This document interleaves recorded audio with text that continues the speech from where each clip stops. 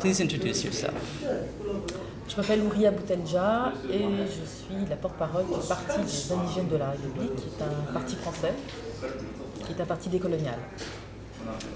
Okay. Can you explain the word indigenous and what it means in France? Indigène, étymologiquement, ça veut dire les natifs d'un pays. Nous, on l'utilise au sens colonial du terme, c'est-à-dire que, comme l'a utilisé la France coloniale, c'est ainsi qu'elle nommait tous ces sujets, les indigènes, donc tous les sujets qu'elle a colonisés au Maghreb, en Afrique. Et donc nous pensons qu'aujourd'hui la France reste un pays colonial, ça reste un pays impérialiste, et elle a un rapport de type néocolonial avec les populations qui sont issues des histoires coloniales. Et comme nous sommes discriminés en France racialement, eh bien, nous considérons que nous sommes toujours considérés comme des indigènes, au sens politique du terme, pas comme à l'époque coloniale, de manière différente, mais toujours des sous-citoyens. I've read about a decolonial march every year in Paris on May 8th. What's the significance of this day? Oui, alors le 8 mai, nous organisons effectivement des marches. En France, c'est un jour férié. Pour nous, c'est une date politique, et c'est notre principale date. Le 8 mai,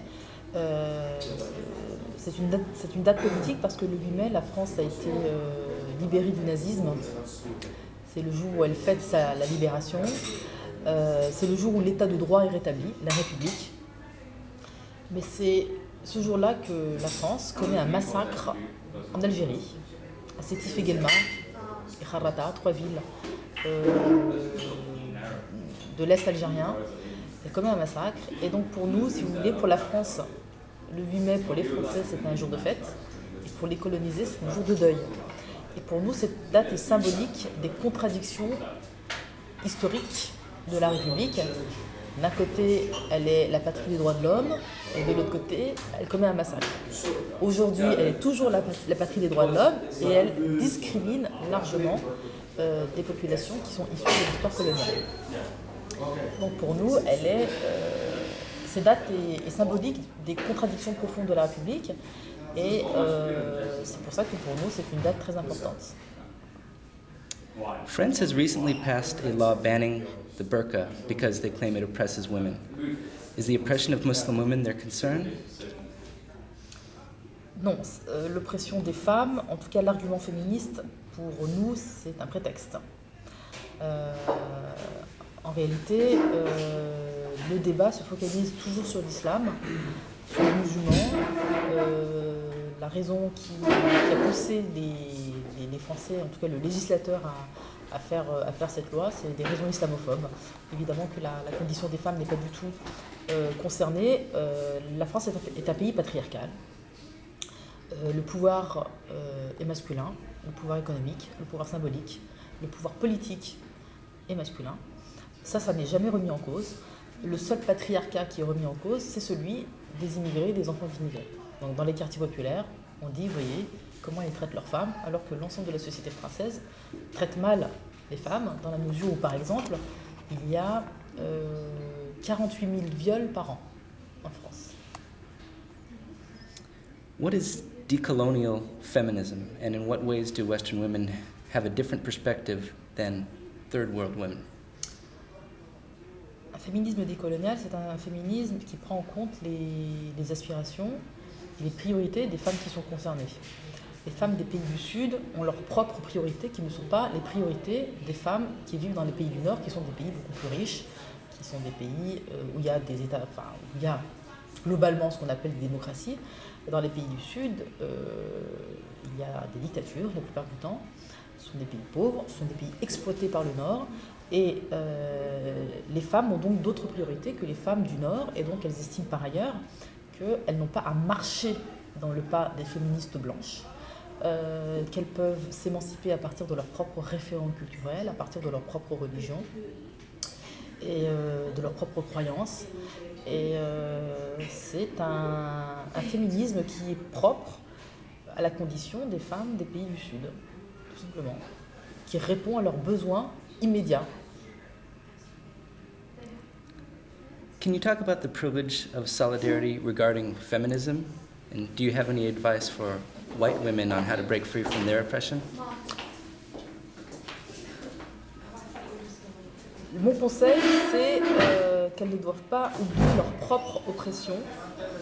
Et mon conseil, c'est qu'elles cessent d'être maternalistes. C'est-à-dire qu'elles cessent de considérer les femmes du Sud comme de simples victimes. Parce que les femmes des pays du Sud, les femmes du tiers-monde, sont des femmes qui savent se prendre en charge. Can you talk about the privilege of solidarity and how it relates to other causes, such as international support for Palestine?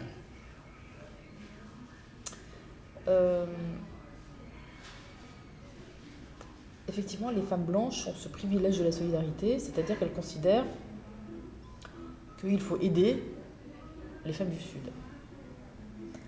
Parce qu'elles ont le présupposé que les femmes du Sud sont plus opprimées et sont plus aliénées que les femmes des pays du Nord, et donc elles ont besoin de leur aide. Alors ça, c'est pas faux. Les femmes du Sud ont besoin de la solidarité de toutes les femmes du monde, ça c'est sûr. Mais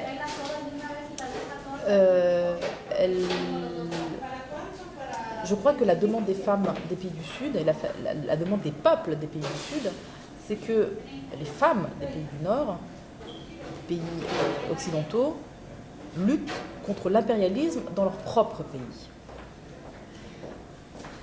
Pour les femmes palestiniennes, par exemple, il s'agit de demander aux populations et aux peuples des pays occidentaux de lutter contre le sionisme dans leur pays, de lutter contre le parti pris pro-israélien de leur gouvernement. Et j'ai envie de dire stop. Pour le reste, lorsque la Palestine sera libérée, eh bien les femmes palestiniennes prendront leur avenir en main et elles décideront elles-mêmes de ce qu'est leur émancipation, en négociant évidemment avec leur société. Mais ce que moi je n'aime pas, c'est l'ingérence. C'est-à-dire, on a souvent des féministes blanches qui disent aux femmes des pays du Sud, voilà, c'est ça votre priorité, il faut lutter contre, il faut imposer la laïcité dans vos pays, il faut lutter contre l'intégrisme, alors, vous voyez ce que je veux dire? C'est pas ça la priorité c'est l'extrême pauvreté, la priorité c'est la fin de la guerre, la priorité c'est, vous voyez ce que je veux dire? On n'est pas tout à fait dans les mêmes niveaux. Elles n'ont pas les mêmes priorités. Donc moi je crois que l'exigence des femmes des pays du Nord, c'est des femmes des pays du Sud, en général, c'est de demander au peuple du Nord de se solidariser, de lutter chez elles contre leur propre impérialisme. Can privilege be used in a good way? Celui-ci. This one. Ici, lutter, s'organiser dans les pays du Nord pour affaiblir l'impérialisme. Je vois pas d'autre. S'il y a un privilège à utiliser, c'est celui-ci. Utiliser le privilège d'être effectivement dans des démocraties où on peut s'organiser, on a le droit de s'organiser, dans la mesure du possible, je sais que c'est pas aussi simple, mais on a le droit de s'organiser pour construire des mouvements forts de solidarité saine, j'ai envie de dire, de solidarité avec les luttes anti-impérialistes. Do you support BDS? If so, why? And can you talk about BDS in France? Oui, bien sûr, je soutiens BDS. J'ai participé à plusieurs meetings sur BDS et j'ai participé à des actions sur BDS. Pourquoi? Parce que c'est efficace.